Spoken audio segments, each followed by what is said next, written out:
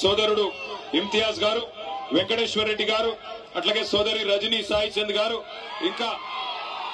వేదిక పైన ఆసీనులైన మా తమ్ముడు విజయ్ కుమార్ గారు, ఈ రోజు ఈ కార్యక్రమాన్ని ఇంత అద్భుతంగా ఏర్పాటు చేసిన మరొక తమ్ముడు, అద్భుతంగా తన నాలెడ్జ్ తో ఉత్సాహంతో మరి కేసీఆర్ గారి దగ్గర కూడా ప్రత్యేకమైన గుర్తింపు పొందిన మా తమ్ముడు డాక్టర్ ఆంజనేయ గౌడ్ గారు, అట్లాగే మా సోదరుడు మరి కష్టకాలంలో కూడా గద్వాలలో పార్టీని ముందుకు తీసుకొని పోతున్న గట్టు జెడ్పీటీసీ సోదరుడు అన్న బాసు హనుమంత నాయుడు గారు. నేను ఆయన అడిగిన, నీ ఇంటి పేరు బాసా లేకపోతే నీ పాటికి నువ్వు పెట్టుకున్నావు అంటే లేదన్నా, నా పేరే బాసు హనుమంత నాయుడు అన్నారు. అట్లాగే సోదరి శ్యామల గారు, మాజీ జెడ్పీటీసీ గారు, అన్న నాగర్తోటి వెంకటరాములు గారు, అదేవిధంగా ఈ రోజు ఈ కార్యక్రమంలో మరి ముఖ్యమైన పెళ్లి కొడుకు ముందుకు రాన్న తాజా మాజీ మున్సిపల్ చైర్మన్ బిఎస్ కేశవ్ గారు, వారితో ఈ రోజు పార్టీలో చేరుతున్న దరూర్ మాజీ జెడ్పీటీసీ సోదరి శ్రీమతి పద్మ వెంకటేశ్వర రెడ్డి గారు. ఎక్కడ పోయినా ఒక్కసారి నమస్కారం పెట్టుకోండి. అగో పద్మ గారు,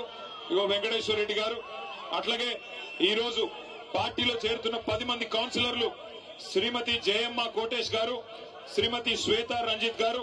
అరుణ జనార్దన్ రెడ్డి గారు, మాణిక్యమ్మ రామచంద్రుడు గారు, శ్రీమతి కోరి లక్ష్మి గారు, శ్రీ మహేష్ కుమార్ గారు, జమాన్ సింగ్ గారు, అదేవిధంగా గిరిజ గారు, మాజీ మార్కెట్ కమిటీ ఉపాధ్యక్షులు మొహమ్మద్ యూసుఫ్ గారు, అట్లాగే మున్నూరు కాపు సంఘం జిల్లా జనరల్ సెక్రటరీ శ్రీనివాస్ రెడ్డి గారు, వారితో పాటు పార్టీలో చేరుతున్న 32 మంది తాజా మాజీ సర్పంచులు, 30 మంది మాజీ ఎంపీటీసీలు పేరు పేరున వారందరికీ గట్టిగా చప్పట్లతో స్వాగతం చెప్పాలని చెప్పి కోరుతా ఉన్నాం. నిజానికి వర్షం పడుతున్నది, సమయాభావం వల్ల వారందరికీ కండువాలు కప్పలేకపోయినాం. వారందరూ కూడా పార్టీలో చేరినట్టుగానే భావించి దయచేసి మమ్మల్ని మన్నించాలని చెప్పి కూడా కోరుతా ఉన్నాం. సరే,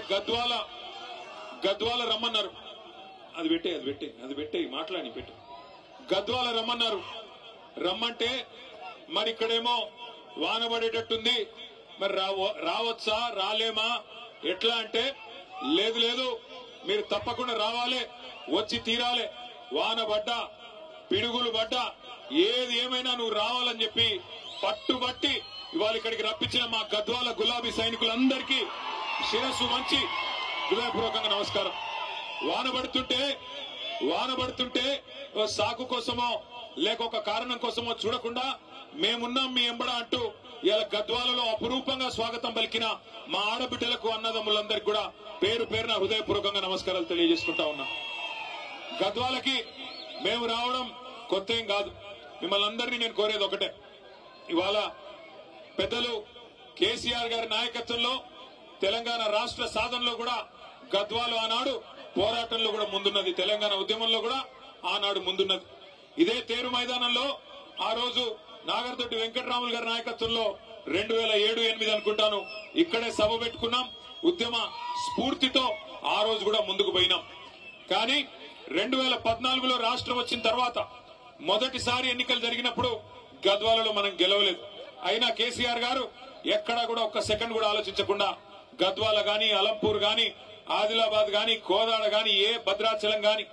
ఏ మారుమూల ప్రాంతమైనా తెలంగాణలో అక్కడ ఉండేది మన అన్నలు, మన తమ్ముళ్ళు, మన ఆడబిడ్డలు, అందరికీ న్యాయం చేయాలన్న ఉద్దేశంతో మరి మొదటి రోజు నుంచి, తెలంగాణ వచ్చిన మొదటి రోజు నుంచి అద్భుతమైన సంక్షేమ కార్యక్రమాలు, అద్భుతమైన అభివృద్ధి కార్యక్రమాలను మీకు అందుబాటులోకి తెచ్చినారు. జీవితంలో ఎన్నడన్నా మీరు అనుకున్నారో లేదో నాకు తెలియదు, కానీ ఇవాళ గద్వాల జిల్లా కేంద్రం అయింది అంటే,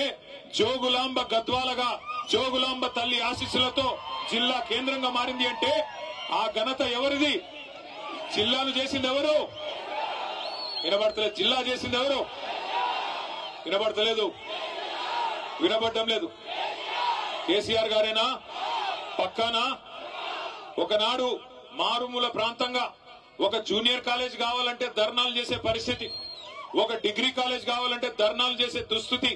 మా తమ్ముళ్ళు, మా విద్యార్థి సోదరులందరికీ తెలుసు. మారుమూల ప్రాంతంగా, విసిరేసినట్టుండే ప్రాంతంగా, దిక్కులేక రాయచూరు పోయి చదువుకునే పరిస్థితి. కానీ ఈ రోజు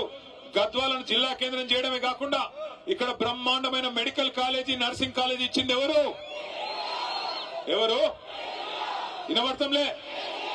కేసీఆర్ గారేనా పక్కానా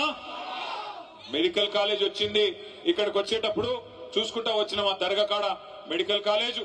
బ్రహ్మాండమైన హాస్పిటల్ నర్సింగ్ కళాశాల అద్భుతంగా నడుస్తా ఉన్నది ఆ పక్కనే గద్వాలలో ఆ దర్గా దగ్గరనే మెడికల్ కాలేజ్ యువతల 1275 డబల్ బెడ్రూమ్ ఇల్లు ఇచ్చింది ఎవరు పూర్తయినాయా దానికి మొన్ననే రంగులు మార్చినారంట కదా చూసినారా మీరు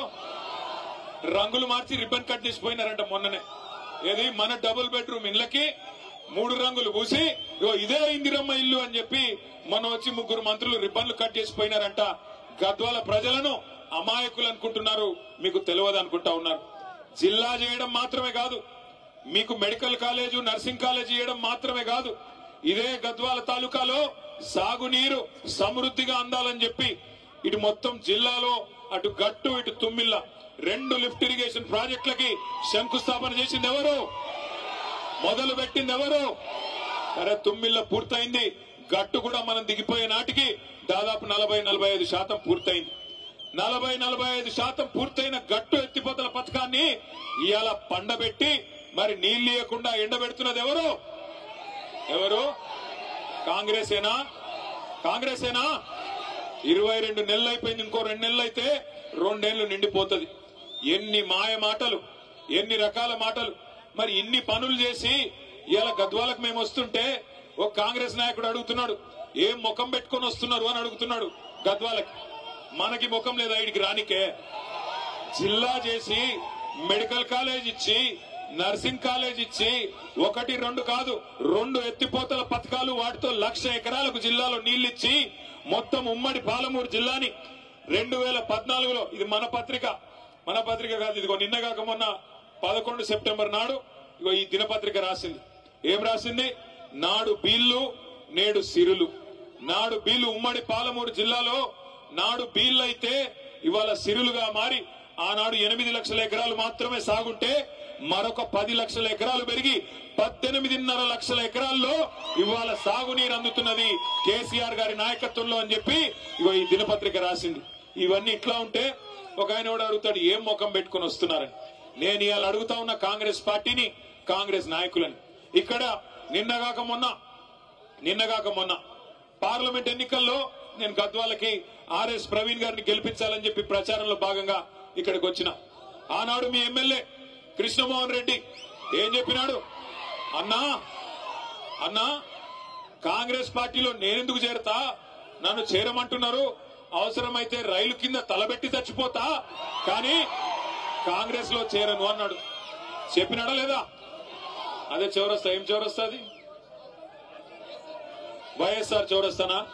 వైఎస్ఆర్ చౌరస్తాలో మీటింగ్ పెడితే ఇగో ప్రవీణ్ అన్న సాక్షి నేను ఉంటి వెంకటరామన్న ఉండే అందరం ఉండే అన్నాడు ఆయన రైలు కింద తలబెట్టి చచ్చిపోతా రైలు పట్టాల మీద గాని కాంగ్రెస్ లో పోను అన్నాడు ఇవాళ ఏమంటున్నాడు